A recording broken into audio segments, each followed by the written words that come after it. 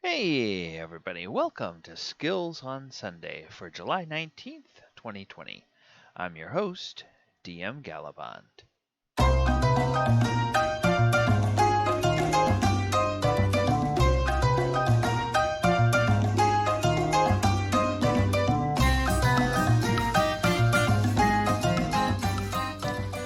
Alright, this week on Skills on Sunday, we're going to be looking at the Deception Check. Deception Check has been around in D&D for a long time, but it's actually gone by a couple of different names. So let's go ahead and take a look at Deception as it exists in the game today. Alright, what you will notice, Deception is a charisma check. That makes sense. Charismatic people, they kind of tend to be a magnet for others, so their personality, they can be really convincing. And Deception is able to convincingly hide the truth verbally or through actions. It can encompass everything from misleading others through ambiguity to telling outright lies. Typical situations include trying to fast talk a guard, con a merchant, earn money through gambling, pass yourself off in disguise, or a whole range of other things. And just as with many of the skills and feats in the game, in 5th edition, they've taken a skill or a feat and made it a basket for a whole bunch of other different things, which is why you see that skills either may be a different name or they may operate a little bit differently in 5th edition than they do in previous editions of the game. Now, when I said this has been around for a long time, I mean this has been around since the very beginning.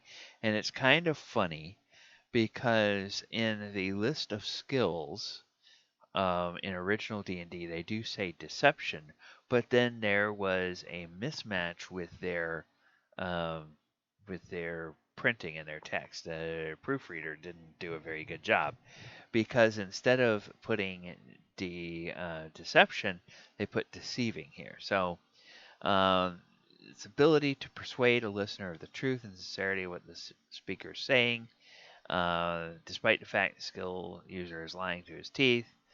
And then the failure indicates that the character sounds unconvincing. Now, there's an interesting thing here, and it's usually a rule that is that people try to do around the table. Now, I kind of tend to ask my players, and I tell my players that if you try to use skills on each other, um, that it's kind of sometimes hard to separate player knowledge from character knowledge. But if they are willing to roll with it, I will let them do it. So I don't want to put restraints on them to a certain point that they feel like I'm keeping them from doing what they want to do. But at the same time, I want to, if it looks like somebody wants to try to um, steal something from another PC, and we were talking about that in, what's happening in the game. I'm just going to call a quick timeout, step everybody out of character, and go, okay, hey, let's figure out what we're doing here, and then with the players involved, just make sure that that's something that they want to do, and if they do, we can go ahead with it. But if one person wants to do that, the other person really doesn't, then it's like, okay, now we got to handle this some other way. And detect deception is the ability to recognize deceptive behavior in an NPC. Now, in 5th edition, you have insight, which is the same thing as detect deception. Insight will tell you whether somebody is being on the level or not. All right, now in 1st edition and 2nd edition, they really didn't have that deception or that bluff or anything. In 3rd edition, they actually had the bluff skill. So the bluff, you can make outrageous or untrue seem possible, or use double-speak or innuendo to deliver a secret message to another character. And it encompasses things like acting, conning, fast-talking, misdirection, prevarication, and misleading body language. Uh, so then there's uh, different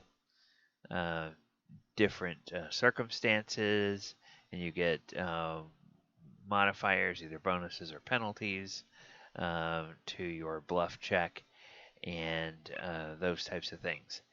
Um, so let's see. Target wants to believe you. There's a -5 sense motive modifier. So sense motive is the way you counter a bluff. Bluff is believable and doesn't affect the target much. It's a flat roll. Bluff is a little hard to believe or puts the target at risk is uh, +5 to the sense motive modifier. So in other words, the person trying to sense whether it's a bluff gets a bonus. Bluff is hard to believe or puts the target at significant risk, and that's a +10. Bluff is way out there, almost too incredible to consider. Um, and then favorable and unfavorable circumstances weigh heavily on the outcome of the bluff. So, you know, you can kind of use people's motives, personal motives, to help you bluff. So if you know you're talking to like a really greedy NPC, you can bluff them about a treasure or a big payoff or something, and successful, or somebody motivated by romance, you can say, hey, that girl over there really likes you, or whatever, to get them distracted, and do something like that. So successful bluff check indicates target reacts as you wish, at least for a short time. Bluff requires interaction between you and the target. Creatures unaware of you cannot be bluffed. You can also use bluff to mislead an opponent in melee combat, so it can't dodge your next attack effectively, and that's called a feint.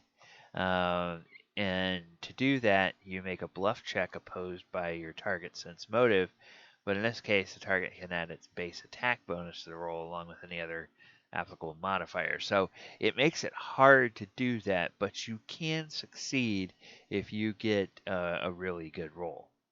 So feigning against non-humanoid is difficult because it's harder to read a strange creature's body language. Feigning in combat does not provoke an attack of opportunity. So then you create a diversion to hide. You use bluff skill to help you hide. Deliver a secret message. Use bluff to get a secret message across to another character. And then the action varies based on which bluff you're trying to pull off. Um, Sometimes it's one round. Sometimes it's much longer if you try something elaborate. So, if you're trying to pull off a complicated ruse, and that sneaking, sneaking contraband into the city, and you've got to go through multiple checkpoints and get past multiple gates and whatnot, or trying to sneak somebody out of a city, and you're trying to do bluff checks, and of course that can um, be a long thing, and that might be something like a skills challenge that you would do with that, or at least that's what it would probably wind up being at my table. Try again. Usually a failed bluff check and social interaction makes it too suspicious for you to try again in the same circumstances. But you can always try again, like with feint in combat. And then a ranger gains a bonus on bluff checks when using this skill against a favorite enemy. And yeah, so on and so forth. All right. And then in 4th edition, they also have bluff as opposed to deception. So bluff is the same kind of thing. You're trying to con somebody, so it's a post check, bluff versus insight. Helps you gain combat advantage. That's kind of like the fainting attack from 3.5. And then create a diversion to hide. Once again, that's very similar to the third edition bluff check opposed by the passive insight of any enemy that can see you. Make a stealth check opposed by the passive perception, and a stealth check succeeds against an enemy. You're hidden from that enemy until the end of your next attack, next turn, or until you attack. All right, so that is the deception check or deception skill and the way it has evolved over the various editions of the game. Um, deception always comes in handy in games and never fails. That you have the PC that wants to try to deceive an NPC, innkeeper or town guard or somebody.